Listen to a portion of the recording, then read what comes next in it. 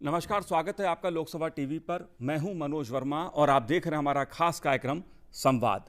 संवाद में आज हम बात करेंगे पूर्वी लद्दाख की, जहां पर चीन ने भारत की ज़मीन पर कब्जा करने की कोशिश की थी, उसने घुसपैठ करने की कोशिश की थी और इसके चलते लद्दाख की सीमा पर तनाव उत्पन्न हो गया था भारत और चीन की सीमाओं के बीच। चीन की हरकत देखकर भारत डटा, उसकी सेना डटी और चीन को पीछे हटना पड़ा। अब चीन पीछे हट रहा है और भारत की सेना मोर्चे पर अपनी जगह पर डटी हुई है। क्या मायने हैं इसके? क्योंकि डोकलाम के बाद ये दूसरी बार हो रहा है जब चीन पीछे हट रहा है। भारत डटा और चीन पीछे हटा। क्या संदेश है, क्या मायने हैं, इसको समझने की आज हम कोशिश करेंगे। हमारे साथ लेफ्टिनेंट जनरल गुरमीत सिंह जी मौजूद हैं, जो सेना के उप सेना अध्यक्ष भी रह चुके हैं। उनसे हम समझने की कोशिश करेंगे इस पूरे वाक्य को, इस पूरे प्रकरण को, कि आखिर चीन ने ऐसा क्यों किया। पहले घुसपैठ करने की कोशिश की, भारत की जमीन पर एक बुरी दृष्टि डालने की कोशिश की, और जब भारत की सेना ने मोर्चा संभाला तो उसकी सेना पीछे हटी। क्या मायने हैं इसके? गुरमीत सिंह जी, आपका बहुत बहुत स्वागत है लोकसभा टीवी पर। जय हिंद जी। जय हिंद गुरमीत सिंह जी। गुरमीत सिंह जी, आप पूरे मामले को कैसे देख रहे हैं? अब जब चीन की जो सेना है वो पीछे हट रही है, एक सहमति दोनों देशों के बीच बनी है, अचानक चीन ने यह निर्णय क्यों लिया और यह कैसे हुआ? क्या इसके पीछे दबाव या क्या वजह रही इसके पीछे? आपका सवाल बहुत अच्छा है और आज 62nd डे है, 62वां दिन है जब मई 5 को एक वायलेंट फेस ऑफ हुआ था नॉर्थ बैंक पंगेंगसो से। देखिए, सबसे पहले तो चाइना की एक्टिविटी ये एक अग्रेसिव थी, प्रोवोकेटिव थी और डिविजनरी टैक्टिक्स के तहत थी जी। ना ये सिर्फ लोकलाइज थी, ना ही आइसोलेटेड थी, ये हर एक जगह थी। नॉर्थ सिक्किम में 9 मई को हुआ और उसने इसी दौरान जब हमने अपनी सड़क दारचूला और लिपुले की सड़क का इनॉग्रेशन किया तो उसके बाद नेपाल के द्वारा उन्होंने एक नया मैप और पीओके के अंदर में दाइमर भाषा का एक कॉन्ट्रैक्ट साइन किया। ये चाइना का ओवरऑल जो अप्रैल से लेकर जो एक्टिविटीज थी उसके अंदर में मूल्य अग्रेसिवनेस, प्रोवोकेटिवनेस और डिविजनरी टैक्टिक थी। भारतीय सेना एकदम डटी रही, अलर्ट थी और प्रिपेयर्ड थी, किसी भी चुनौती के लिए एकदम तैयार थी। 6 जून को एक लेफ्टिनेंट जनरल लेवल के ऊपर में मीटिंग हुई दोनों साइड के। पहली बार हुआ कि लेफ्टिनेंट जनरल के लेवल के ऊपर मीटिंग हो। उसके बाद 6 से 15 तक डिसएंगेजमेंट की कार्रवाई चलती रही, लेकिन 15 जून के रात को, दिन को, जो चाइना की साइड ने धोखा दिया, जो पीएलए ने एक लिमिट क्रॉस की और जितनी भी हमारे एग्रीमेंट, प्रोटोकॉल और प्रैक्टिसेस थी एलएसी के ऊपर में, बॉर्डर एरिया के ऊपर, उसके बरखिलाफ काम किया। लेकिन जो भारतीय सेना ने उस रात को जवाब दिया वो काबिले तारीफ था। वो एक इतिहास का एक बहुत सुनहरा पृष्ठ बन गया है कि चाइना पीएलए ने जरूरत की कोशिश की एलएसी का स्टेटस चेंज करने के लिए, लेकिन भारतीय सेना ने के 20 जवानों ने वीर गति प्राप्त की। उन्होंने अपनी प्राणों की आहुति देकर उनको स्टेटस को चेंज करने के बरखिलाफ उनके कार्रवाई की और उसी रात को तकरीबन 40 से ज्यादा, जो एक्चुअल में ज्यादा हैं, उनके पीएलए को मारा, उनके कमांडिंग ऑफिसर को मारा। उसके बाद में फिर मीटिंग हुई 22 जून को और लास्ट वाली जो मीटिंग है वो 30 जून को हुई।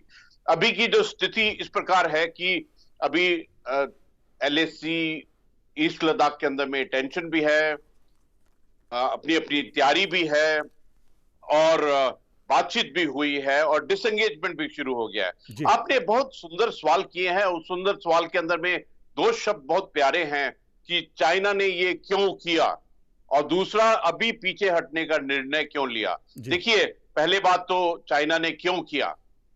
चाइना का बहुत बड़ी गलती थी, एक ब्लंडर था, उन्होंने ये क्यों किया।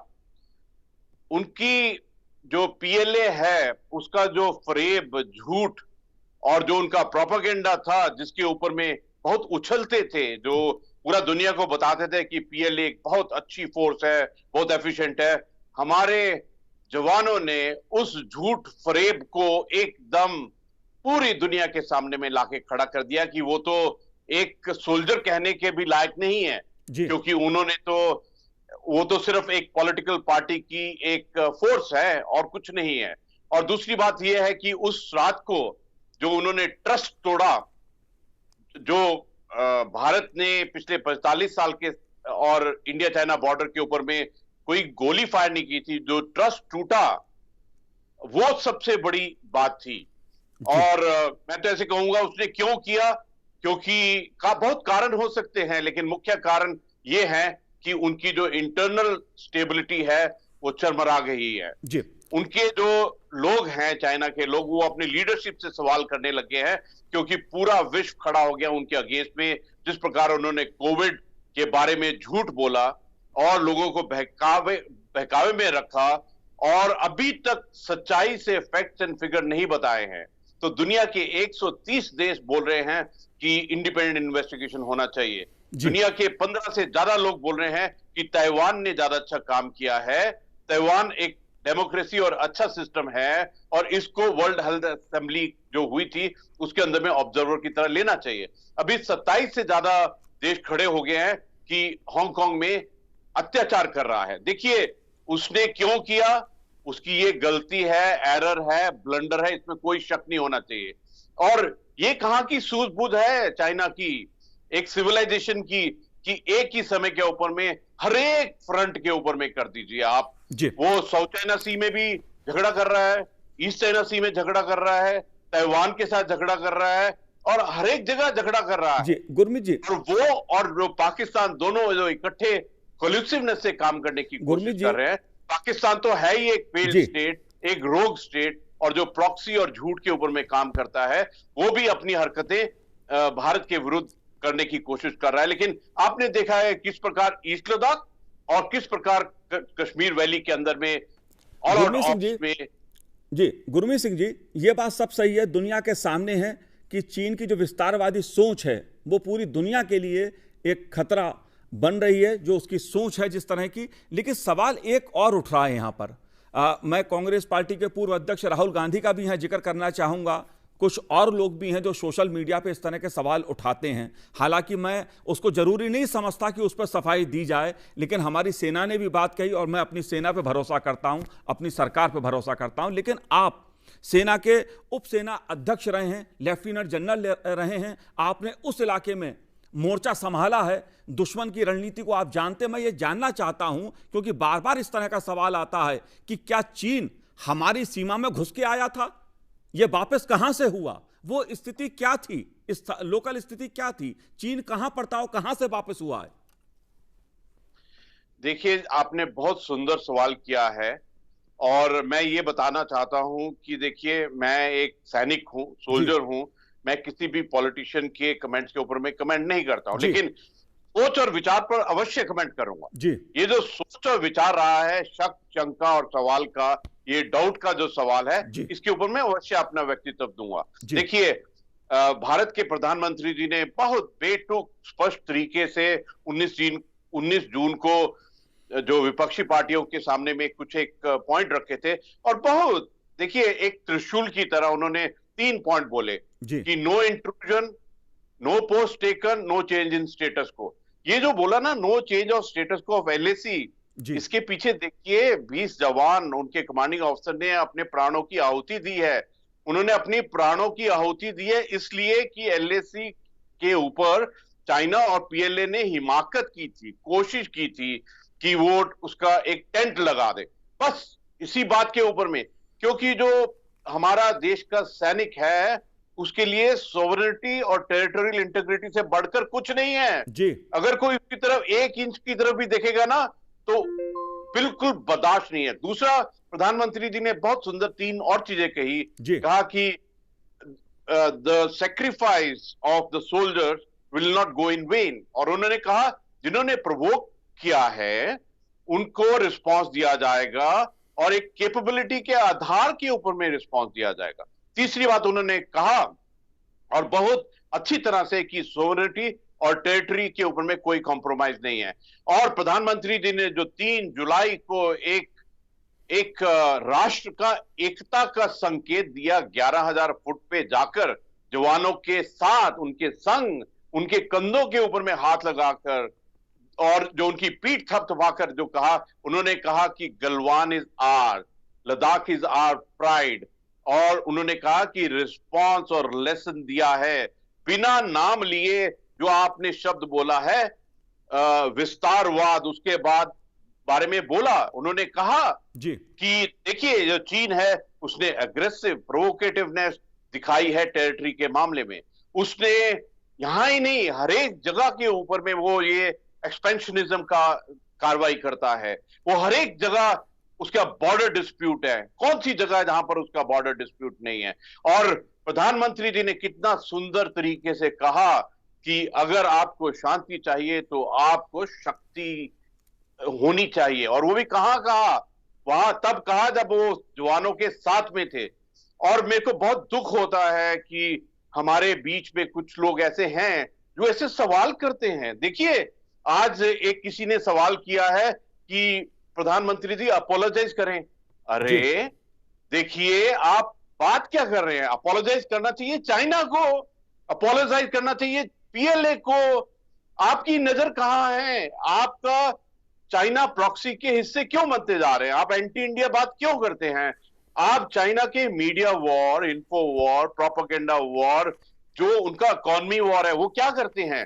देखो चाइना ने बहुत पैसे कमाए, इकोनॉमी में अच्छा किया, उसी पैसे से वो लोगों को खरीदते हैं, उनकी सोच को खरीदते हैं। क्यों ये लोग उस चीज के शिकार हो रहे हैं? क्यों वो रेडिकलाइज का हिस्सा हो रहे हैं? देखिए इनको ये नहीं मालूम कि ये जो क्षण है, ये जो पल है, ये भारत की इतिहास, भारत की सभ्यता, भारत की संस्कृति का एक बहुत सुंदर पल है। अभी क्या क्या बदल रहा है, क्या क्या रीसेट हो रहा है, क्या डीकपलिंग और रीकपलिंग हो रहा है, इनको मालूम नहीं है। और देखिए जो आपने एक प्रश्न पहले कहा था, चाइना ने ये निर्णय क्यों लिया? चाइना ने इसलिए निर्णय लिया क्योंकि वो गलत थे, उन्होंने ब्लंडर किया था। उनको समझ आ गया कि इंडियन आर्मी क्या चीज है। वो तो गलत फहमी में थे, 62 की किताबें पढ़ते जा रहे थे, लेकिन उनके 67 के बाद में किताबें नहीं पढ़ी जी। उन्होंने 67 के बाद में उनको पता नहीं इंडियन आर्मी क्या चीज है जी। बिल्कुल, ये उनका सबसे बड़ी भूल है जी। और इंडियन आर्मी, मैं आपको एक चीज बताना चाहता हूं, ये सिर्फ इंडियन आर्मी नहीं, आज का दिन पूरे राष्ट्र के लिए गर्व का दिन है। आज जो जीत हुई है समूचे भारत की जीत हुई है। आज जीत हुई है आर्म्ड फोर्सेस और 20 वीर योद्धाओं की जीत हुई है। आज जीत हुई है सरकार की जीत हुई है, प्राइम मिनिस्टर साहब की जीत हुई है। आज जीत हुई है हर एक भारतीय की जिसने बाइकआउट किया है चाइना के प्रोडक्ट्स को। आज जीत हुई है सरकार की जिन्होंने चाइना के जितने प्रोजेक्ट हैं उनको बैन किया है, बार किया है। आज जीत हुई है कि पूरा विश्व भारत के साथ खड़ा हो गया। ये है जीत।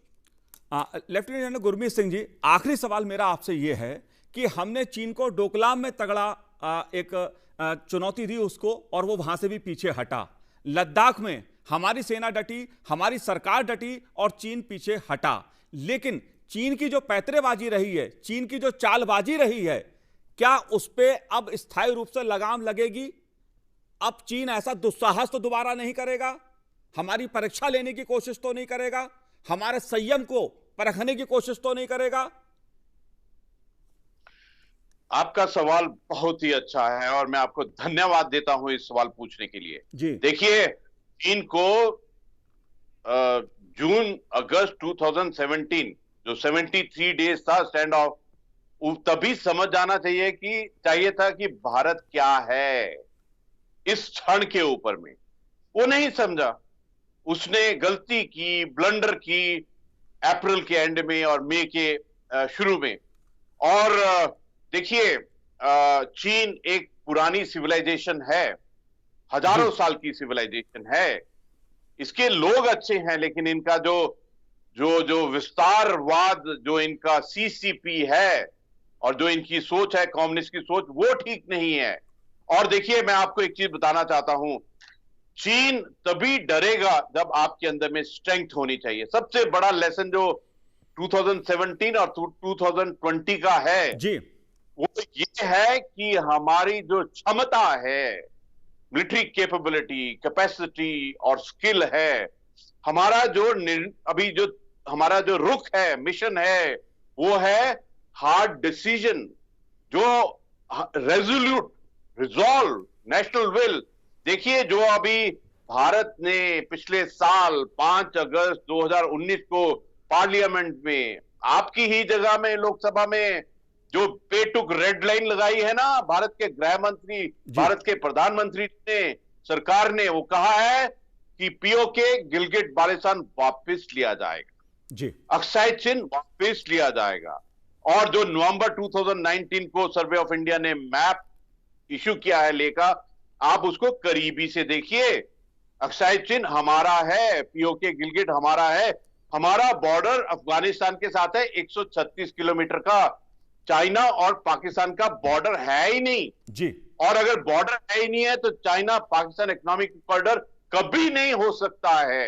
ये जो भारत की जो पुकार है ना जी, ये सबने सुन ली है, लेकिन जो ऐसे सवाल करते हैं, कब्जा किया था कि नहीं किया था, ये माफी मांगे, जो हजार जो शक और सवाल हैं हमारे परिवार से, ऐसे नहीं होने चाहिए। मैं उनको निवेदन करता हूं, रिक्वेस्ट करता हूं, as a soldier, as a citizen, आइए हम अपने परिवार के एक वो लें, एक वचन लें कि जब भी नेशनल सिक्योरिटी होगी, नेशनल सिक्योरिटी का चैलेंज और कॉन्फ्लिक्ट होगा, हम एक आवाज में बात करेंगे, हम इंटरनल पॉलिटिकल बात नहीं करेंगे। और वो सोचते होंगे कि देखिए ये पॉलिटिकल बात है, लेकिन वो ये नहीं समझते हैं कि जो आपके सवाल हैं वो आपको डेमोक्रेसी देता है।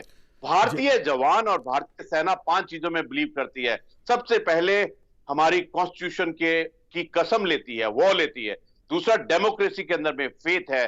तीसरा, सेना अपॉलिटिकल है। चौथा, हम लोग सेकुलर हैं, हमारा धर्म राष्ट्र धर्म है, हमारा धर्म कर्मो परमो धर्म है। और सबसे बड़ी बात यह है कि हम प्रोफेशनलिज्म के अंदर में बिलीव करते हैं। जी बिल्कुल बिल्कुल गुरमीत सिंह जी, आपने हमसे बात की, आपका बहुत बहुत शुक्रिया। तो ये थे लेफ्टिनेंट जनरल उप सेना जो हमारे सेना के अध्यक्ष रहे हैं गुरमीत सिंह जी, जिनसे हमने समझने की कोशिश की कि भारत डटा गलवान ने तो चीन पीछे हटा। जाहिर सी बात है कि भारत सरकार ने, मोदी सरकार ने, खास तौर से अगर मैं बात करूं भारतीय जवानों ने, सेना ने जिस तरह का संकल्प दिखाया और एक पूरी दुनिया को, चीन के साथ साथ पूरी दुनिया को यह संदेश दिया गलवान से कि भारत अपनी सीमाओं की रक्षा, अपनी सरजमी की रक्षा हर कीमत पे करेगा और इस सरजमी पे बुरी नजर डालने वाले को उसको उसी के अंदाज में चुनौती भी देगा, जवाब भी देगा। यह गलवान घाटी का संदेश है चीन को। इसलिए भारत डटा, चीन पीछे हटा। लेकिन इसके कुछ कूटनीतिक मामले भी हैं, कुछ कूटनीतिक पहलू भी हैं, उसको भी हम समझने की कोशिश करेंगे। फिलहाल समय छोटे से ब्रेक का है, आप देखते रहिए लोकसभा टीवी।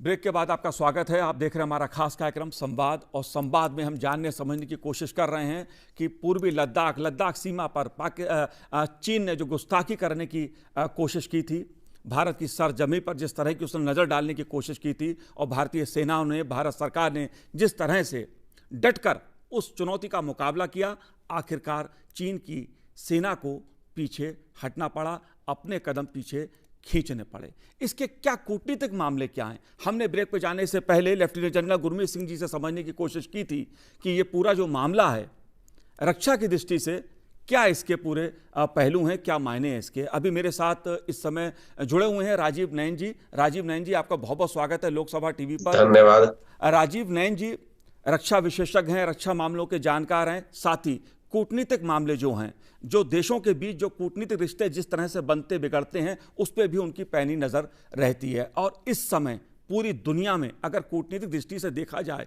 तो चीन अलग थलग पड़ा हुआ है। भारत पर जिस तरह से उसने, भारत की जमीन पर जिस तरह से उसने एक गलत दृष्टि डालने की कोशिश की, उसके चलते भी तमाम देशों की आलोचना का शिकार चीन को होना पड़ा है। क्या इसके कूटनीतिक पहलू हैं, क्या इसके रक्षा पहलू हैं, उनको हम राजीव नयन जी से समझने की कोशिश करेंगे। राजीव जी, आप पूरे मामले को कैसे देखते हैं, खासतौर से तब जब दक्षिण चीन सागर में अमेरिका अपने बेड़े के साथ, अपना जो उसकी नौसेना है उसके साथ आके जम गया है, डट गया है, और इधर गलवान घाटी से चीनी सेना पीछे हटती है? क्या इसके मायने हैं?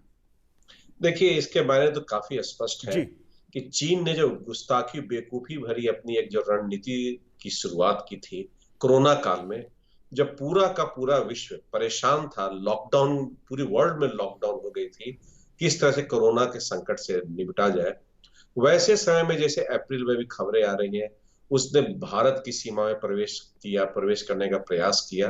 भले ही ठीक है, थोड़ी दूर पर उसने अपना टेंट कैंप लगा रखा था, लेकिन बार बार अंदर घुसता था और वापस जाता था। लेकिन हमें एक तरह से वो चिढ़ा रहा था, तंग कर रहा था, हमारे पेट्रोलिंग पार्टीज को रोक रहा था, तो ये किया। साथ साथ वो अकेला भारत को अकेला तंग नहीं किया, वो ताइवान को भी तंग कर रहा है, वह जापान को भी तंग कर रहा है, साउथ चाइना सी में जो बाकी देश हैं, इंडोनेशिया से लेकर वियतनाम, फिलीपींस, सबको परेशान कर रखा है। पता नहीं उसका क्या, कौन से उसके रणनीतिकार इस तरह की घटना के लिए उसे उकसाते हैं। यह सब के लिए खतप्रभ करने वाली बात थी, तो उसका उसे अंजाम, जिसे आपने अभी बताया, उसको देखना पड़ रहा है। चीन से अमेरिका अपने दूसरी भाषा में संवाद कर रहा है। हम तो बड़े ही सभ्य और सुसंस्कृत भाषा में बातचीत कर रहे हैं, बार बार बात कर रहे हैं। 3 राउंड की वार्ता भी हमारे कमांडर लेवल पर, लेफ्टिनेंट जनरल लेवल पर हुई है, हमारे डिप्लोमेट्स बात कर रहे हैं, एनएसए बात कर रहे हैं। हमने एक जो फ्रेमवर्क हमने चुना वो बड़ा ही सभ्य चुना। अमेरिका, ट्रंप उन्हें तरह तरह की भाषाओं से उनको बोल रहा है, बात कर रहा है, चिढ़ा रहा है, और अब उसकी जो नई भाषा आई है वो है एयरक्राफ्ट कैरियर के रूप में आई है, और वो युद्धाभ्यास की भाषा से अब चीन को संदेश दे रहा है कि देखो मैं क्या कर सकता हूं। देखिए, एक तरफ से जो ही वो आया तो चीन को पता नहीं कौन से उसके थे विचारक, उनके कौन से उनके जो एडवाइजर्स थे, जरा उनकी तो उन्हें कम से कम एक कमेटी बनाकर उनका क्लास तो लेनी ही चाहिए। पूरी दुनिया को खड़ा कर दिया उसने अपने खिलाफ। चीन क्या, देखिए, सब कुछ उनके पक्ष में जा रहा था। उन्होंने ग्लोबलाइजेशन, जो कि 60 के दशक में एक तरह से अमेरिका ने उन्हें एकोमोडेट करने के लिए एक नई नीति बनाई थी, और उससे टेक्नोलॉजी भी उनके यहाँ इतना शुरू हो गया था प्रवाह होना, जो 78 की बड़ी मशहूर green line, China's green line था, और उनका मॉडर्नाइजेशन, चाइनीज मॉडर्नाइजेशन हुआ। हर तरफ वो बढ़ रहे थे, हर तरफ से आर्थिक रूप से देखिए दूसरी बड़ी ताकत के रूप में उभर कर आए थे। उससे भी ज्यादा था कि माना जा रहा था किसी भी समय विश्व की सबसे बड़े आर्थिक ताकत के रूप में आ जाएगा। वैसे काल में उन्होंने हर तरह से अपने आप को नुकसान पहुंचाया। सैन्य क्षेत्र में तो चलिए उनको अमेरिका से भी लड़ने की उनकी ताकत नहीं है, भारत भी उनके मुकाबले कहीं कमजोर नहीं खड़ा है। आज हमारी जो सैन्य क्षमता है वो 1962 वाली है नहीं। तो हमने जो सिग्नल उन्हें दिया वो हर तरीके से दिया। हमने कूटनीतिक तो दिया ही उन्हें संदेश, साथ साथ हमने अपनी सैन्य क्षमता का भी परिचय उन्हें दिया कि देखो, अगर लड़ोगे तो हम लड़ेंगे, हम लड़ना नहीं चाहते हैं, शांति हम चाहते हैं, पर दबाव तले नहीं। ये बड़ा ही स्पष्ट संदेश प्रधानमंत्री जी वहां जाकर उन्होंने दिया सैनिकों को। जब उन्होंने संबोधित किया तो उस दिन आप अगर चीन के अखबारों को पढ़ेंगे तो उन्हें लग गया कि अब इतना छोटा जो लिमिटेड वॉर और लिमिटेड एंगेजमेंट जो कर रहे थे, घुस गए भाग गए, वो नहीं रहेगा, खाली उन्हें करनी पड़ेगी, और नहीं करो तो पूरी दुनिया तुम्हारे ऊपर दबाव डालेगी। केवल भारत ही नहीं, भारत तो करेगा ही अपने क्षेत्र में, पूरी की पूरी दबाव देगी। हर तरफ से आवाजें उठ रही थी, जापान हो, आसियान कंट्रीज हो, चाहे यूरोप हो, हर कहीं से उनको समर्थन नहीं मिल रहा था। हो सकता है पाकिस्तान थोड़ा उनका समर्थन किया, 2 डिविजन लाके खड़ा कर दिया पाकिस्तान ऑक्यूपाइड जो लद्दाख है उसमें, और उसके साथ साथ बाकी थोड़ा सा नॉर्थ कोरिया भी अभी कुछ स्पष्ट रूप से तो आया नहीं। यही 2 देश उनके साथ रहते। तो एक भारत की एक बहुत जबरदस्त कूटनीतिक जिसे कहते हैं विजय हो गई है। अभी देखिए डिसएंगेजमेंट तो अभी थोड़ा न्यूएंस्ड अभी है मामला, अभी तो उसमें हमें और सावधानी बरतनी होगी, सजगता रखनी होगी। लेकिन जिस तरह से माहौल बना है वह भारत की निश्चित ही कूटनीतिक विजय का परिचायक है। जी, 2 छोटे छोटे सवाल मेरे आपसे और हैं। एक तो आपने सैन्य पराक्रम की बात कही, भारत ने जिस तरह से अपना पराक्रम दिखाया केवल कि भाई अगर लड़ना चाहते हो तो लड़ने के लिए हम तैयार हैं, शांति से बात करना चाहते हो, शांति के लिए भी तैयार हैं। भारत किसी से झगड़ा करना नहीं चाहता, लेकिन अगर आप सेना भेजोगे तो सेना भारत की भी मोर्चा संभालेगी और सेना डटी, इसलिए चीन पीछे हटा। मेरा सवाल आपसे यह है कि पहले डोकलाम में भारतीय सेनाओं ने चीन को अपना पराक्रम दिखाया, अब लद्दाख में भी सेना डटी। क्या भविष्य में अब पैतरेबाजी, क्या चीन इस तरह की करने का दुस्साहस तो नहीं करेगा? देखिए किस तरफ पहुंची जाएगी? देखिए डोकलाम और देखिए लद्दाख में थोड़ा सा मैं आपको बताना चाहूंगा अंतर। हमेशा यह माना जाता था कि डोकलाम में भारतीय सेना बहुत ही ज्यादा एडवांटेज पे है और हम लद्दाख में थोड़े डिसएडवांटेज में, ये एक मान्यता थी। हमने इस मान्यता को भी निरस्त किया है इस बार की जो हमारी जो उनके साथ जो खड़े हुए हैं हम, और जिस तरह से हमने उनको कन्फ्रंट किया है और इंगेज किया जिस तरह से चीन को, तो वह एक जो भ्रांति थी कि अगर हम इधर से डोकलाम खोलेंगे तो उधर से वो लद्दाख खोलेंगे, वो बॉर्डर को करेंगे, तो वो आज के दिन में वह भ्रांति भी समाप्त की गई कि भारत कहीं भी उनसे निपटने के लिए तैयार है।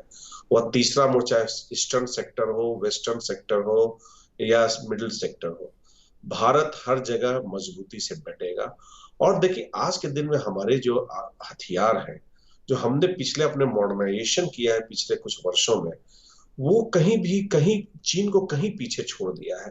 तो ये जो हमारा विश्वास, जो हमारा कॉन्फिडेंस हमारे लोगों में आया है, हवाई नहीं है कि टेलीविजन चैनल पर बैठ के बड़ी बड़ी बातें केवल कर देने वाली नहीं है, ये धरातल में आए हुए परिवर्तन का परिचायक है। ये परिवर्तन का निर्देश है जो कि चीन को मानना पड़ेगा। परिवर्तन है कि हमारी एयर पावर जो है उसमें चीन से कहीं मुकाबले अच्छी हो। भले ही जो किसी ट्रांसपोर्ट कॉरपोरेशन में आप देखेंगे कि 30 साल पुरानी बसों को लगा देंगे और आधा किलोमीटर चलने के बाद वो बस चलनी बंद हो जाती है। वही हाल आज के दिन में चीन के जो संख्या बड़ा दिखा देते हैं मिलिट्री बैलेंस में, लेकिन उनके जो एयरक्राफ्ट की वही स्थिति है जो कोई एक बंद पड़े हुए एक ट्रांसपोर्ट कॉरपोरेशन के बसों की होती है। चलेंगे थोड़े दिन पूरा और निरस्त हो जाएगी, काम नहीं कर पाएगी। लेकिन हमारे जो एयरक्राफ्ट है, हमने आधुनिक एयरक्राफ्ट सारे खरीदे हैं, उनका सबसे अच्छा सुखोई है, हमारे पास भी है। उसके अलावा हमने पाश्चात्य जगत से भी काफी खरीदारी की है, तो वहां पर हमारा एज उनसे ज्यादा हो जाता है। हमने हेलीकॉप्टर अभी बहुत ही, उनके पास पुराने सोवियत मॉडल के हेलीकॉप्टर्स है, उनका अपना इंडिजिनस हेलीकॉप्टर कुछ उन्होंने बनाया नहीं है। हमने हेलीकॉप्टर भी पुराने भी है हमारे पास, और अत्याधुनिक अपाची जैसे कई जो हेलीकॉप्टर हमने 20 कुछ सालों में खरीदा, जो कि इस तरह के माउंटेन वॉरफेयर में, भले उसका एंटी सबमरीन वॉरफेयर के लिए माना जाता था, लेकिन माउंटेन वॉरफेयर में भी और ट्रांसपोर्टेशन में भी हमने कई प्लेन्स खरीदे हैं कि कम बिना किसी समय के हम कुछ भी पहुंचा सकते हैं, सैनिक से लेकर अपने रसद से लेकर जो भी चाहे सामान। तो अब देखिए हमारी स्थिति पूरे तरीके से हमने तक अपने आधुनिकीकरण किया है, हमें और करना है, हमें इंडिजिनाइजेशन पर जोर देना है। बिल्कुल राजीव जी, मेरे पास थोड़ा सा समय का अभाव है, लेकिन आपने जो बात कही कि जो सबक मिला है गलवान से, वो चीन को बहुत भारी पड़ा है और उम्मीद करते हैं चीन भविष्य में इस प्रकार का दुस्साहस दोबारा नहीं करेगा। राजीव जी, आपने हमसे बात की, लोकसभा टीवी से आपने बात की, आपका बहुत बहुत शुक्रिया, बहुत बहुत धन्यवाद। तो संवाद में ये थे राजीव नयन जी, कूटनीतिक मामलों के जानकार, रक्षा विशेषज्ञ। उनसे हमने जानने समझने की कोशिश की कि जो जिस तरह से चीन की सेना पीछे हटी है, इसके क्या कूटनीतिक संदेश हैं, क्या रक्षा पहलू हैं इसके, और क्या रणनीतिक इसके पहलू हैं, उसे जानने समझने की कोशिश हमने की। तो संवाद में आज इतना ही, मुझे दीजिए आज्ञा, नमस्कार।